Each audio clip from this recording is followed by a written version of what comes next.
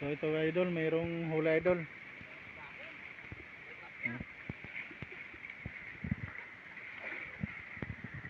Daming dahon idol. Hindi kasi namin nilagyan ng on. Okay na ito mga ka-idol oh. Papawalan natin ito kasi Pag ulam-ulam lang ito ito mga ka-idol oh. Madami na rin mga anak mga ka-idol oh. Okay na ito mga kuwan.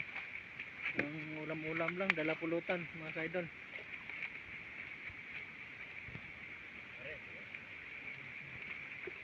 ang gagmanay po namin. Punuin lang to namin yung balde mga ka-idol.